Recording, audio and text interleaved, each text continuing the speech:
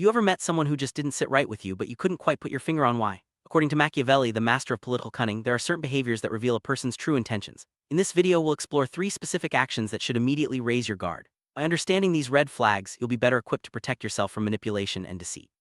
Let's dive into the subtle but powerful techniques Machiavelli warned us about and learn how to spot them in everyday life.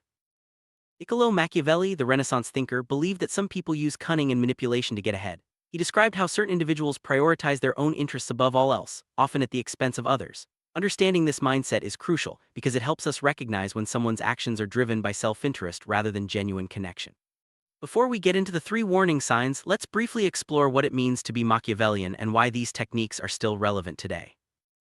First sign Machiavelli warned about is excessive flattery. If someone constantly showers you with compliments, especially when they barely know you, be cautious. Flattery can be a tool to lower your defenses and make you more susceptible to influence. While everyone enjoys a kind word now and then, genuine praise is specific and earned. When compliments feel over the top or insincere, it's often a calculated move. Watch for people who use charm as a mask for their true intention. Second behavior to watch for is inconsistency in their stories. Machiavelli noted that untrustworthy people often change their narratives depending on who they're talking to. If you notice someone's version of events keeps shifting or they contradict themselves frequently, it's a sign they may be hiding something. Consistency is a hallmark of honesty. When someone's words don't match up over time, it's wise to question their motives and reliability. Third red flag is blame shifting.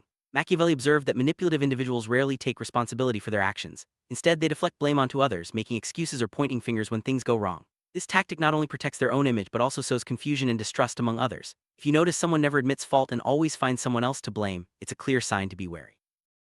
How do these Machiavellian techniques work so well? It's because they play on our natural desires for approval, clarity, and fairness. Flattery appeals to our ego, shifting stories create confusion, and blame shifting makes us question our own judgment. By understanding the psychology behind these tactics, we can better protect ourselves from being manipulated. Recognizing these patterns is the first step to maintaining healthy boundaries. Let's look at some real-life situations where these red flags might appear. Imagine a coworker who always compliments the boss but never takes responsibility for mistakes, or a friend whose stories about the same event change depending on who's listening. These scenarios are more common than you might think. By staying alert to these behaviors, you can avoid falling into the traps set by Machiavellian personalities. Oh, how can you protect yourself from people who use these techniques? The key is to trust your instincts and look for patterns over time. Don't ignore your gut feelings when something feels off. Set clear boundaries and don't be afraid to distance yourself from those who consistently display these red flags. Remember, it's better to be cautious than to regret misplaced trust later on.